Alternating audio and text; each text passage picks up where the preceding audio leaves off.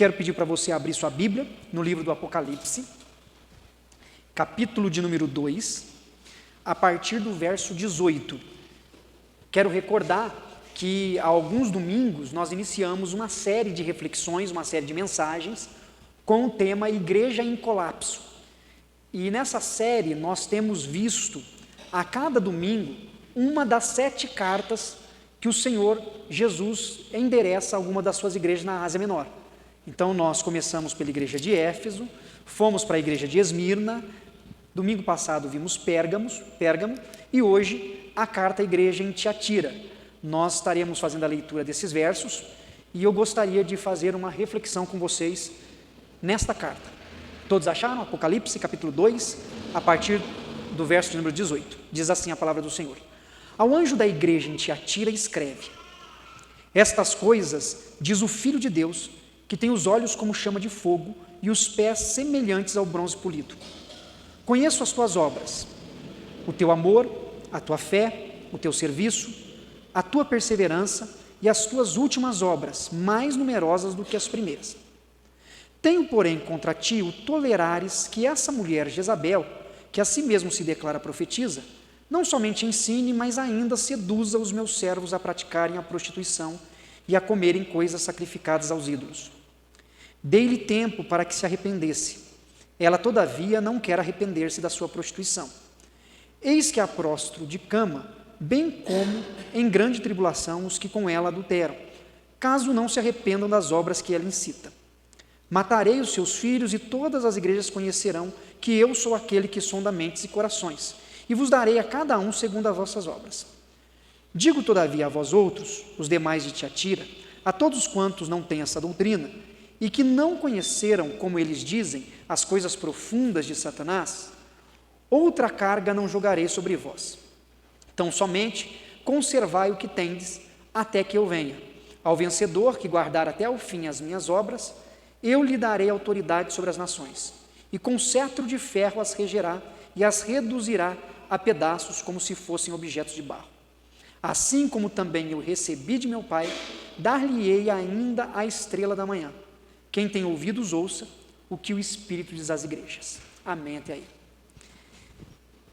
Esta carta à igreja em Tiatira, ela traz alguns conceitos bem fortes para todos nós, mas ao mesmo tempo procura nos dirigir a um caminho em que tenhamos não tão somente compromisso com Deus, como nós vimos no domingo passado, mas também um despertar para que nós possamos sempre analisar e avaliar aquilo que está diante de nós.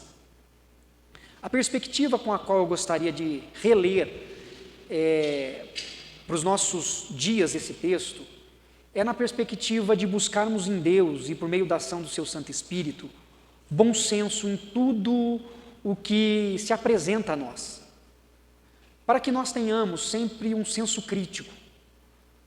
Quando eu me refiro a um senso crítico, eu não quero dizer uma postura de murmuração, de reclamação, a tudo que está diante de nós, mas sim a uma análise profunda, aonde de fato as coisas possam fazer sentido. Porque nos dias em que nós vivemos, nos tempos pós-modernos, às vezes nós ouvimos tantas coisas, nós vemos tantas coisas, e para a gente não importa se faz sentido ou se não faz sentido. Parece que nós nos adaptamos e nos acostumamos com tantas coisas, que mesmo quando nós ouvimos algo que é absurdo, a gente ainda acredita. Nós não conseguimos ponderar, pensar, refletir, analisar e julgar. E julgar não no sentido de nos acharmos juízes de todas as coisas, mas no aspecto de vermos se há bom senso realmente no que está diante de nós. Nós recebemos tantas informações hoje, nós somos bombardeados por tantas coisas, porque nós temos acesso à televisão, nós temos acesso às mídias sociais, e a gente ouve, a gente recebe tantas coisas, que às vezes tudo que chega até nós, se está alinhado com algo que nós, num primeiro momento, concordamos, ou alguém a quem a gente deposita uma certa credibilidade, às vezes a gente absorve sem senso crítico. E se a gente parar um pouco para refletir, nós vamos ver que muitas coisas não se encaixam, não faz tanto sentido assim. E é exatamente nessa perspectiva que eu quero reler essa carta, porque é exatamente isso que está acontecendo na igreja da cidade de Tiatira. Em Tiatira, diferente das outras comunidades, a palavra de Jesus para ela é que há uma mulher que se chama Jezabel, não é a mesma Jezabel da história do Antigo Testamento, esposa do rei Acabe, que influenciou o rei Acabe a matar os profetas de Deus, mas essa mulher tem o mesmo nome, que inclusive significa pura, Jezabel significa pureza. Esta mulher está agindo, trabalhando como profetisa na comunidade, só que ela, numa função de profeta, ela está induzindo o povo às coisas erradas. Ela está induzindo o povo a uma espiritualidade que nada tem a ver com o Evangelho de Jesus Cristo. Mas mesmo assim, há na comunidade de Tiatira aqueles que a ouvem e praticam o que ela ensina, há aqueles que são indiferentes ao que ela ensina, mas que para eles tudo bem, e há aqueles que não concordam, conforme o texto põe, e permanece fiel ao Senhor. E Jesus então está dando uma palavra de maneira geral, na hora que a gente lê o texto, esses três grupos de pessoas estão presentes, os que a seguem cegamente, os que estão indiferentes, apáticos, e aqueles que permanecem firmes no Senhor Jesus e questionam, apesar de ser a minoria. Portanto, a igreja é endereçada como um alerta, uma exortação à igreja. A igreja é despertada, ela é chamada a observar e analisar. Qual era o ensino dessa mulher? Como entender esse texto com toda a diferença cultural que existe daquele tempo para os dias de hoje? A cidade de Tiatira é a menor das cidades às quais as cartas da Ásia Menor é encaminhada. Só que Tiatira, ela tinha uma característica própria. Era um centro comercial. Era uma cidade que vivia do comércio. Era uma cidade que vivia da venda de produtos. Lã, linho, púrpura. Era uma cidade bem comercial. Era uma cidade que tinha na sua economia, tinha na sua forma de viver o comércio. Entretanto, neste meio comercial, havia uma forma de apoio mútuo, como se pudéssemos dizer que, se fosse nos dias atuais, uma cooperativa dos comerciantes. Não era um sindicato para defender direitos, mas uma cooperativa, uma forma de reunir os comerciantes dos diferentes produtos para que eles pudessem sobreviver e crescer economicamente. Mas como também naquela época, toda a ação, toda a reação, toda a estrutura da vida estava ligada a um Deus, a um conceito divino, havia uma concepção de um Deus pagão para a cooperativa do comércio.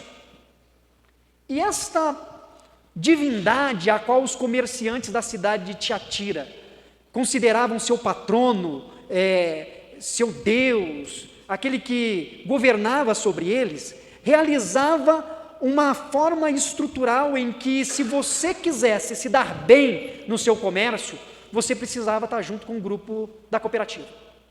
Só que esse grupo de cooperados, na sua expressão religiosa, ia para uma área da imoralidade. Tinha práticas de prostituição. E faziam as suas festas consagrando os alimentos, a comida, ao seu Deus. E Jezabel, ela se levanta como profetisa no meio da comunidade e ela diz assim: se nós, comerciantes, não nos submetermos a tudo isso, nós vamos quebrar. Portanto, não há problema nenhum em nós servirmos a Jesus e participarmos dessa cooperativa, fazendo tudo aquilo que religiosamente eles exigem de nós. E aí então vem a palavra de Jesus, dizendo que essa associação, este comportamento que é contrário ao Evangelho de Jesus, esse ato de estar subalterno por uma questão, seja ela até comercial, para poder se relacionar com os demais membros da sociedade, era inaceitável. Portanto, nós encontramos nesse texto uma reflexão que nos leva a pensar bem naquilo que é tolerável e naquilo que é intolerável nas nossas relações humanas. Quando nós ouvimos as coisas, quando nós recebemos informações, quando nós ouvimos ideias, sejam elas sociais, sejam elas relacionais, seja no âmbito que for, nós precisamos buscar em Deus o bom senso, precisamos buscar discernimento no Espírito, para que tomemos decisões que são sábias, o que é tolerável e o que não é tolerável. Porque tem coisas que não tem problema, mas tem coisas que têm problema. Tem coisas que faz parte da nossa vivência, que faz parte da nossa sociedade, que faz parte de uma cultura pós-moderna, que não tem problema, mas tem coisas que têm problema. Nós temos que saber distinguir o que é tolerável e o que é intolerável, porque senão nós toleramos o intolerável e não toleramos o que é tolerável. Há uma postura contraditória. Nós começamos a agir como massa. Da mesma forma como a informação ela é levada à massa, às vezes nós reagimos e agimos conforme a massa. Nós agimos sem pensar. Nós agimos com a maioria. Nós seguimos o fluxo. Nós continuamos agindo sem refletir, sem parar para pensar e orar se de fato esse é o melhor caminho ou se isso faz sentido. Nós vamos não somente vendo, ouvindo, e aquilo vai se somatizando a nós, e quando nos damos conta, estamos agindo pelo pensamento dos outros ao invés do nosso próprio pensamento. Estamos seguindo as ideologias que os outros apresentam com regularidade, ao invés de seguir o Evangelho de Jesus Cristo. O que se associa com o Evangelho e o que se desassocia do Evangelho? O que faz sentido no reino de Deus, o que não faz sentido no reino de Deus? Se você parar para refletir, para pensar, para ponderar, para analisar muitas coisas que fazem parte do seu cotidiano, você verá que muitas coisas precisam ser evitadas, descartadas, postas de lado, enquanto outras devem ser alimentadas, nutridas. Quando Jesus fala com a igreja, Jesus fala: olha, eu conheço as tuas obras, eu sei o que vocês fazem. E Jesus elogia muitas ações da igreja. Olha, eu conheço o teu amor. Ou seja, aquela comunidade era uma comunidade que tinha afeto uns pelos outros. Era uma comunidade afetuosa.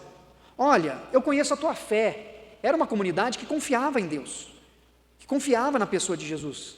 Olha, eu conheço o teu serviço.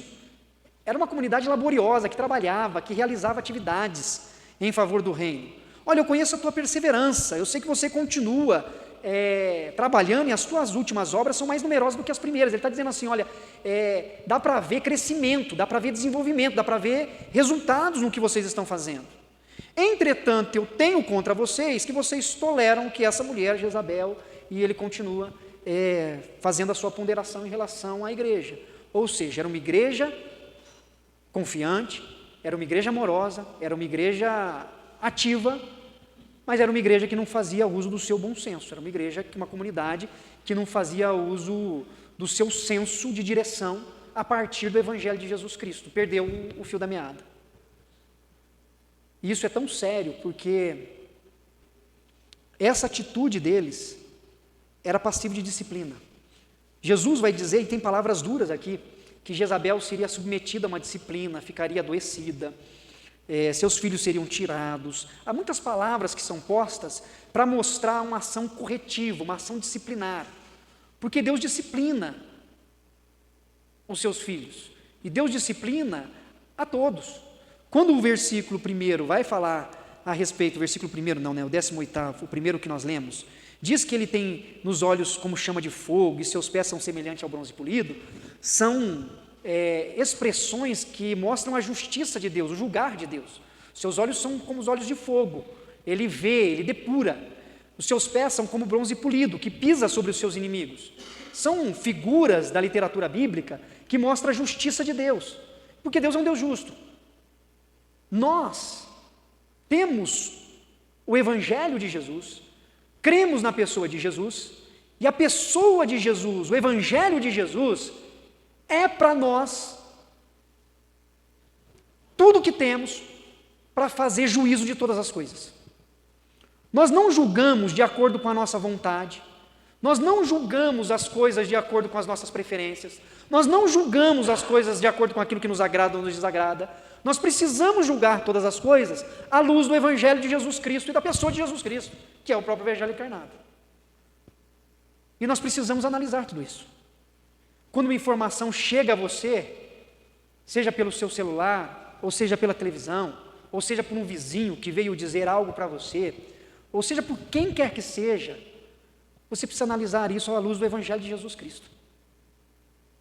Você precisa avaliar tudo a partir do Evangelho.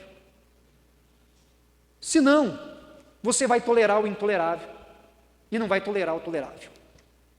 Aí nós caímos no equívoco de criar problemas com as nossas próprias mãos.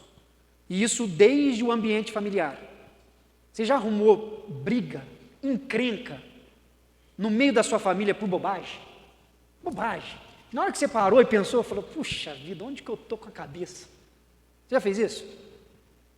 Foi intolerante por algo que você poderia ter simplesmente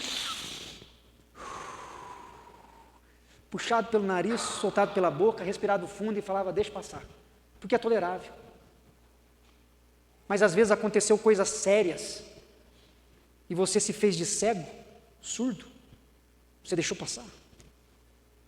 As coisas sérias você deixa passar e as coisas banais você quer coar o mosquito. Falta bom senso. Em muitas das nossas relações falta equilíbrio, falta reflexão. E é exatamente isto que Jesus está trabalhando na igreja de Tiatira. E como nós estamos trabalhando com o tema Igreja em Colapso, esse tema é importante para nós, porque a igreja pode entrar em colapso se você e eu entrarmos em colapso. A igreja é uma comunidade. Se nós perdermos o bom senso, se nós não fizermos análises, avaliações com equilíbrio, desde os nossos relacionamentos familiares, profissionais, de amigos, e tudo que envolve a nossa vida, nós entramos em colapso. O estresse se torna maior, a irritabilidade se torna insustentável. Os filhos perdem a direção, porque educar filhos passa por entender o tolerável e o intolerável. Educar filhos passa por esses dois termos que são importantes.